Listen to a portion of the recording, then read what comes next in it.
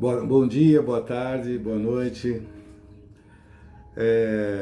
Mais uma reunião, um aprendizado nosso em estudos. Hoje a gente vai falar sobre as experiências humanas, sobre como a gente pode corrigir determinadas, vamos dizer assim, determinados erros nossos no dia a dia, através do meio ambiente em que cada um vive, do meio da sociedade que cada um frequenta, e a gente fazer uma análise de como cada ser humano ele tem a possibilidade de se melhorar, independente da classe social, independente da família que ele nasceu, e até da criação que ele teve. Mas antes vamos fazer a oração, pedindo ao nosso Pai amado que nos instaure a paz, a tranquilidade e a luz que é infinita, fazendo com que os espíritos que ainda se encontram em desencontro com a verdade, através dessas reuniões possam encontrar o caminho correto e um facho de luz para achar a possibilidade de novos desafios. E pedimos também ao Pai amado que permita que os espíritos de luz possam nos auxiliar a interpretar corretamente esses estudos e que a verdade prevaleça sempre. E que nada, ninguém, nem coisa alguma atrapalhe o bom andamento de nossas almas. Pai nosso que estais no céu, santificado seja o vosso nome, venha a nós o vosso reino, seja feita a vossa vontade, assim na terra como no céu. O pão nosso de cada dia nos dai hoje, perdoai as nossas ofensas, assim como nós perdoamos a quem nos tem ofendido, e não nos deixeis cair em tentações, mas livrai-nos do mal. Bom, a primeira coisa que a gente tem que analisar é que a gente observa que muitas pessoas colocam culpa em familiares, colocam culpa do jeito que foram criados, para justificar um mal-entendido, uma agressão, né? A gente escuta muito pessoas que estão no caminho desviado do bem, assaltantes, criminosos, falaram que foram injustiçados, que foram execrados, né, pela sociedade. Mas se a gente for pensar no que o livro Consolador, através de Emmanuel, ele fala, que o importante é que cada setor que você esteja, você sempre tem que entender o que foi bom para você, você pratica. O que foi ruim, você descarta. Você não passe para frente. No dia que todo mundo ver o que é bom, ou até aquilo que gostaria de ter vivido, passar para frente ou buscar isso, o mundo começa a melhorar. Eu estava analisando a passagem de Jesus, onde ele encontra Paulo. Paulo, na Bíblia, ele era um guerreiro, um soldado, e muito rico. A família dele era muito rica, teve bons estudos, era um atleta, ou seja, teve boa educação terrena. Inclusive, ele era totalmente legalizado. Tudo que ele fazia, para a época, era legal. E uma das coisas que ele fazia, que ele supostamente julgava como legal, e era legal para a terra, era massacrar, matar, perseguir cristãos. Ele estava certo, porque os cristãos da época eram subversivos, terroristas, só que tinha que exterminar, prendendo, apedrejando, enfim. E Paulo seguiu assim durante muito tempo. Aí me veio a questão, justamente Paulo, que perseguiu cristãos, Jesus apareceu para ele e falou aquela frase que todo mundo já conhece: Paulo, Paulo, por que me persegues? E o Paulo não entendeu. Na hora ele viu aquela luz, ficou cego momentaneamente pela luz, e depois Jesus conversa com ele que ele precisava buscar um dos apóstolos para que esse apóstolo voltasse a luz nos olhos dele. Eu fiquei pensando, depois Paulo se tornou aquela pessoa maravilhosa, é um dos apóstolos que escreveu mais bonito sobre Jesus. E eu fiquei pensando nessa passagem, a conclusão que a gente pode tomar disso. Todos nós, desde pequeno, a gente tem aquela mania: não, me fez mal, eu vou responder com mal. O mal eu tenho que combater. Se a gente for analisar o Saulo, que até então se chamava Saulo, os cristãos eram maus.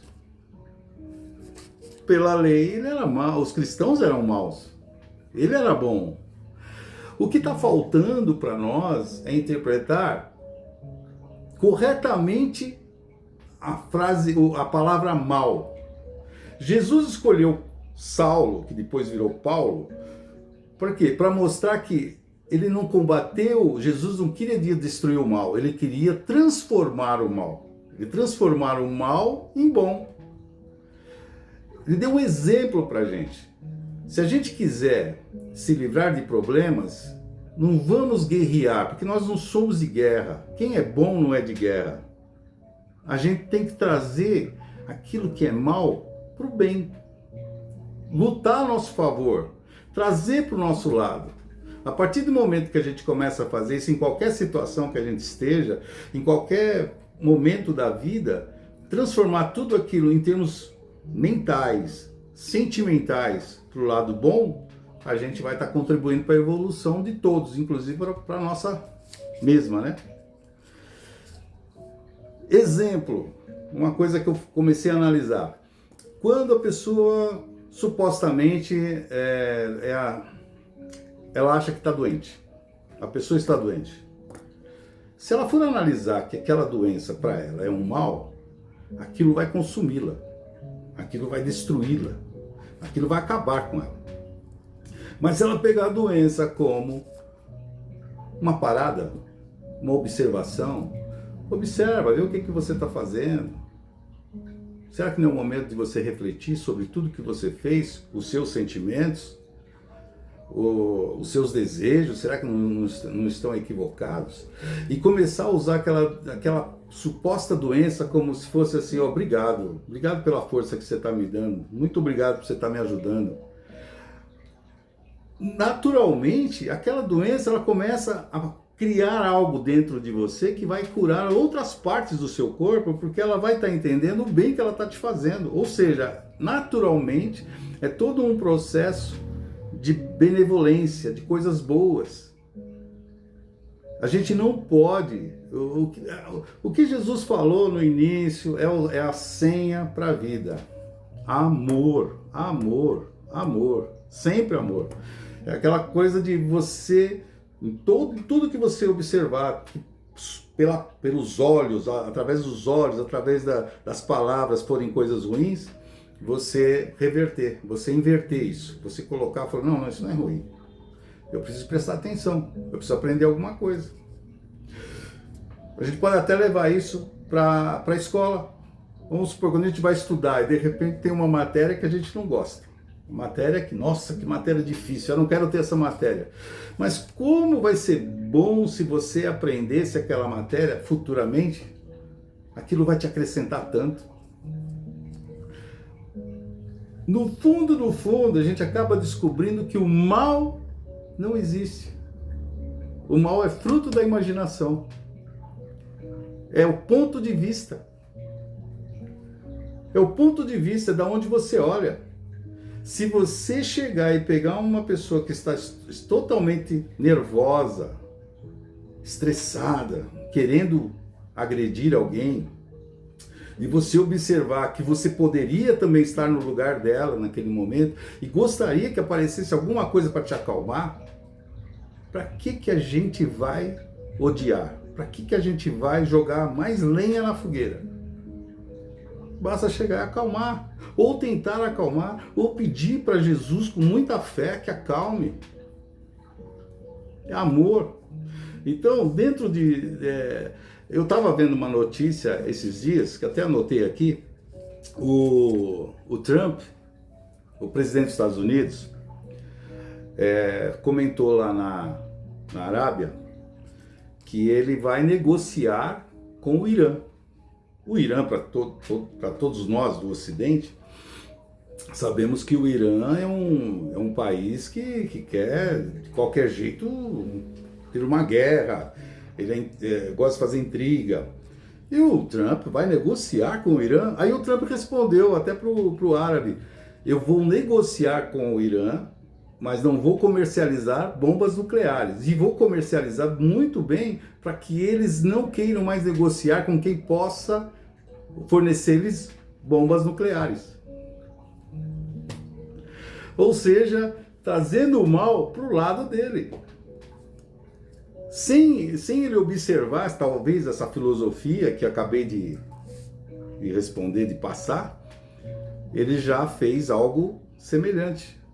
Ou seja, traga o mal para o bem, traga para a luz, com vontade de crescer, com vontade de viver todo mundo numa mesma sintonia do bem. E é isso que está acontecendo. A gente tem que começar a praticar o bem, a colocar um pouquinho do bem talvez que a gente tenha, mas começar a exercitar, e começa a virar comum, uma coisa corriqueira. Quando tudo é prática, tudo vem na prática. Se você pratica algo profissional, você vai se tornar um expert no assunto. Se você estuda uma determinada matéria e só se dedica àquela, você vai se tornar um sábio naquela matéria. E se a gente praticar o bem, a gente vai se tornar cada dia melhor.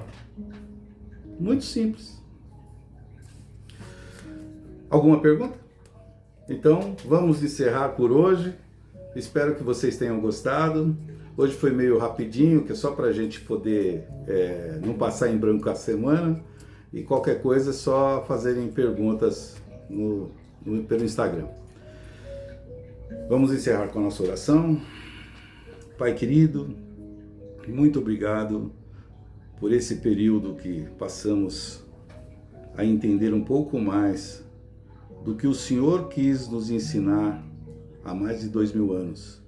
Hoje, pela nossa preguiça e nossa acomodação, só pudemos pôr em prática agora. Agradecemos aos espíritos de luz e aqueles espíritos que ainda se encontram por aqui querendo ganhar mais energia, mais afeto. Agradecemos muito. Pai nosso que estais no céu, santificado seja o vosso nome e venha a nós o vosso reino. Seja feita a vossa vontade, assim na terra como no céu. O pão nosso de cada dia nos dai hoje. Perdoai as nossas ofensas, assim como nós perdoamos a quem nos tem ofendido, e não nos deixeis cair em tentações, mas livrai-nos do mal. Muito obrigado. Obrigado a todos.